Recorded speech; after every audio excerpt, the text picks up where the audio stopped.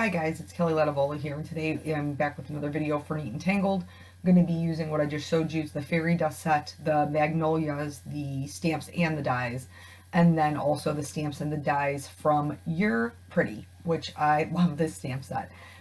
So basically, here's my game plan, okay? And I know it's hideous. That's okay. When you're coming up with a game plan, it's okay if it's ugly. I always stamp in distress ink when I'm coming up with a game plan because they're so easy to clean off. And like, I know they don't stamp great, but that's okay. I don't need them to. I just need them to give me an idea. And so what I really wanted to do here was kind of come up with like this, it was like a enchanted forest, magical forest feel in my background without having to make a forest. That was pretty much my game plan. And so I really wanted like a deep teal color background highlighting the flowers in the middle. So I'm using distress inks because I want bolder colored. I love oxides. They blend beautifully, but they're pigment and dye inks. They're a combination. So they dye. I hope they're, well, were they alive? I don't think it's Frankenstein. Moving on. They go on, and they dry chalky. That is what I was trying to say. Dry, dye, words. Anyway, moving on. It's bad when you make yourself laugh. You know what I'm talking about. It's bad when you make yourself laugh. But anyway, so I wanted a deep teal background with like this kind of highlighted center. That's why you see me constantly like flipping the paper back and forth. And I chose distress inks because they are bolder. They're brighter. They don't have that chalk-like finish that oxides have, which is beautiful, but not the look I was going for. So here you can just see I'm building up the colors in each of the corners, and I'm leaving that white-ish area in the center. Now it's not all white, it's actually that light blue, but as we're adding more contrasting color, it's looking lighter and lighter. You've heard me talk about ink blending before if you've watched any of my videos, and basically I do mine twice. And I do it twice because I get a better blend that way. So each time I'm not completely covering up the color that came before it because I do want it to be more of a gradient, as if like there was this ray of sunlight that was shining through. But I am really putting the color down. Now each time I'm starting off of the paper, going in those small circular motions, and Chip Sapphire is going to be my darkest color in each of the corners. You could do this with any color combination you wanted. I think like a deep purple would be really pretty. Of course, a navy blue because blue is my boyfriend. But I just really kind of wanted this pretty teal, dark teal color. So as I'm going over each of the colors back through again, I'm going just slightly over them, like outside of them, so that they're building up that pigment. And obviously as we've gotten all the way out to Chip Sapphire, that middle section really does start to look very white. I don't want it to be quite that contrasting because I want to be able to do some white stamping later on, but you'll see as we get closer to the middle, we're gonna fill that in. So this is just an idea to give the illusion of something in the background. A lot of times I've heard other artists say this before, and it's very true, is your brain will kind of fill those things in.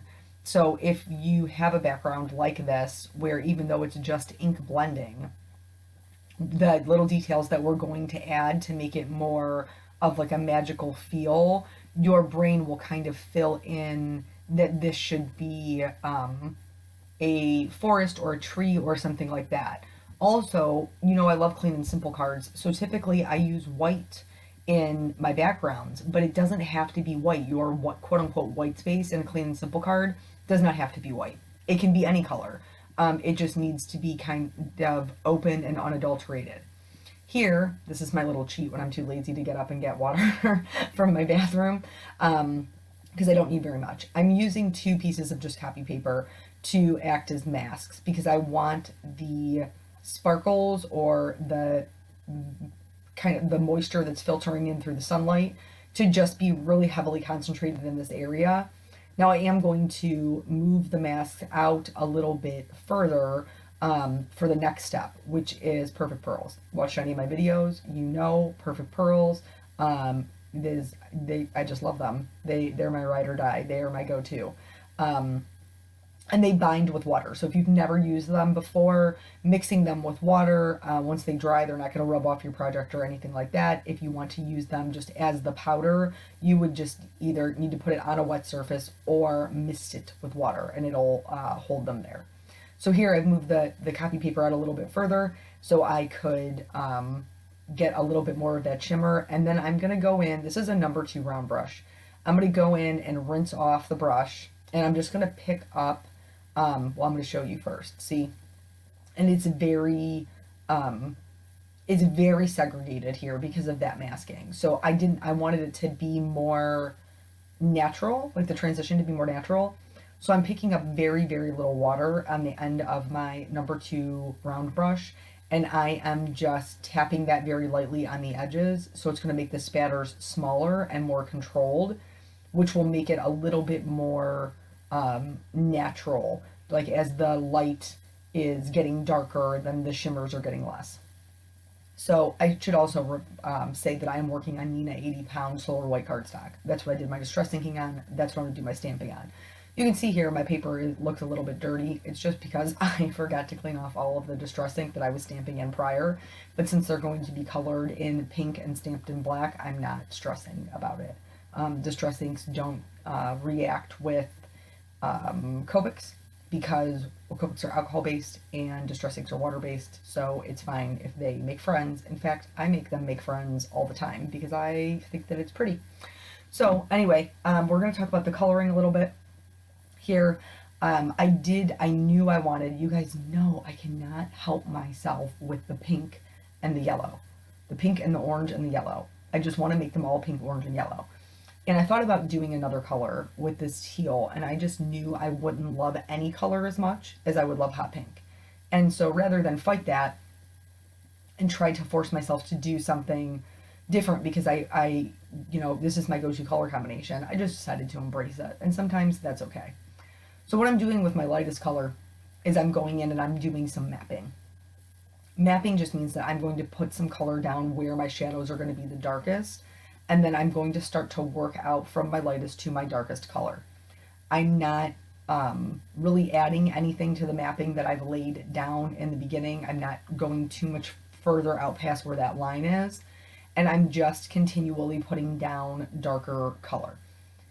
I'm also not really doing a whole lot of like flicking or blending at this point, and especially the ones that are curled up over themselves, there would be a lot more shadows there. So I'm just putting little lines of color to try to conserve some sort of highlight. My highlight is the area that I have left white so far. It won't end up being that big, but because I am heavy-handed, I know that I have to be very liberal with the amount of like white space that I leave. That's just something that's a coloring thing for me. If you have really good control over how much ink you're putting down, that might not be a thing for you, and that's totally okay. So shadows go anytime one object meets another, or anytime one object lays on top of another. So with flowers, I mean, you're almost kind of like outlining the petals, honestly, especially ones like this where it's drawn in so close and tight. And then once I get out to my darkest color, I'm going to move back through those colors back out to my lightest color, which in this case is the RV04. Oftentimes I will make my lightest color an RV02, but I just really was going for more bold color on this particular card, which typically I leave for fall, honestly. I like bright colors in summer, but this was just, I was really feeling that whole dark teal, hot pink vibe that was going on. So here I have left a little bit of white area, and instead of filling it all in, you totally can, by the way, you can fill it all in with the pink and just have it be a pink flower. There's nothing wrong with that. Instead, I'm going to go in and do a little bit of glazing with my Y02. And then I was having a little bit of difficulty blending some of that area, especially where it was still white. And so I decided to go in with the Y38 just to make that blend a little bit better.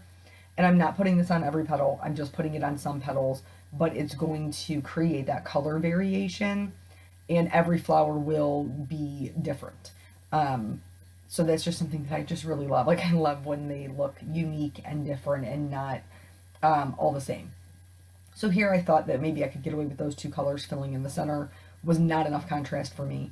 So I decided to just go ahead and do the full range, and go all the way out to the E99, which I really just barely put like a line at the base of it, and then called it a day. So I'm going to show you this other magnolia here, just so you can see from the side angle, and then I'm going to move on from I'm going to do the rest of the coloring off camera, just because it's pretty much the same thing. So here there's a little bit more flicking involved, because there's more surface area to cover. So I'm just using extremely light pressure, only the tip of my marker, and flicking towards the top of the flower, like the very tip top of the petal. And I'm being very careful that with my darkest color that I'm only adding just a little line or two. I don't want them to be super dark. So still, you'll see, still conserving that white space for my lightest color, because that's what's going to give my flower dimension, is the contrast between the darkest color, my shadow, and the lightest color, my highlight. So once those are, once the pink is done, again, I'm going to go back in with that yellow and then the orange. It's not technically an orange, it's a Y38, but I'm pretty sure is it named? No, it's named Honey, but it looks orange. And then that's all of the coloring of the flower. So I did the rest of it off camera. You can see they all look very similar.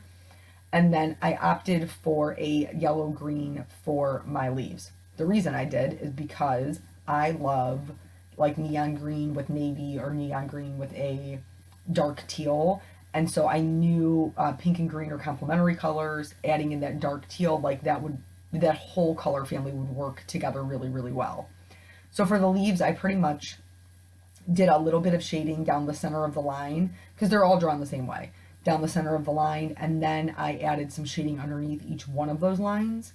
For the actual stems, it's going to be darker where the leaves are connected, it's going to be darker where the flower is connected, and then where one stem meets another stem, that will also be darker, and then of course I had to still cover the leaves.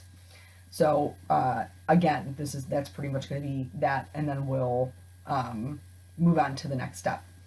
So tonight we had youth group, which was awesome. That's a story time for another time though, because that's a long story time, but funny. But I'm getting ready to go on vacation. So there's like, I don't know how you guys pack for vacation. I'm pretty much just like throw it in a suitcase and hope I have 3 matching outfits by the time I get where I'm going. But that's not how my mama taught me. My mama taught me to make a list and then go through and check off the list as each individual thing gets packed, which I really probably need to do since we're running a condo.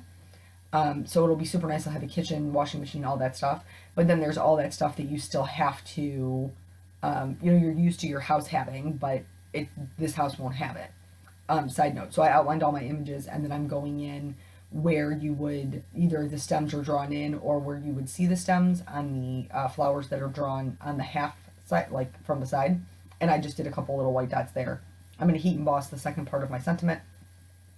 The reason I love this whole sentiment set is because it says you're pretty, and then it's got just a slew, an absolute cornucopia of really awesome things to go with it. Like, you're pretty, pretty kind, pretty brave, pretty strong, pretty awesome, pretty smart, pretty funny, pretty much the best. I just love them. I just think it's like, what a great way to, just a fun way to like encourage somebody. So I went with pretty kind because most of the people that I know or would send a card to are in fact pretty kind. So I'm just hit that with my embossing bag, stamped in Versamark, and then heat embossing in white. So yeah, my mom taught me, oh, see, no, wait, nope, gotta go back to the card again. Guys, it's getting crazy. It's going by so fast. Here, I told you I wanted to include that fairy dust. I'm not sure that I did this the best way that you could do this. Okay, I'm going to be honest with you. I wanted it to look magical. So what is more magical than fairy dust? Maybe unicorn dust. I'm not sure. I'm not sure what is more magical, unicorn or a fairy. They may be equally magical. I'm not positive. Anyway, so I'm stamping this in unicorn pigment ink because you'll be able to see the white. Like, you'll be able to see it on the background. But I also, so I'm going to stamp it again. I'm going to stamp it a second time. But I also wanted, again, it to kind of fade off into that gradient, plus it would give me more fairy dust. And who does not want more fairy dust? It's like more cowbell. Anyway, so you can see them there. And I decided that I was going to stamp, I was going to second generation stamp, but it meant moving the stamp. So this is tricky because the ink on here is still wet. It's pigment ink. So I'm not going to lie to you and tell you that moving this isn't risky. It is. You could possibly smear it, but because of the type of card that it is, I didn't think if I smeared one, anybody would notice. And then for the other side, it was just easier for me to flip the card around. So it has first generation, second generation, third generation stamping. And then you can see like how this looks like, you know, like how light would look shining through the trees. So now I die cut everything. I die cut, die cut, die cut, die cut. And now I've kind of got it all laid out, which matches that. Do you remember our ugly layout plan from the beginning, right? So that matches that. That's how I knew how many flowers to stamp, honestly. And I'm just going to put a very small piece of foam tape behind this You're Pretty so that I can get everything glued underneath it, but I know where it needs to go.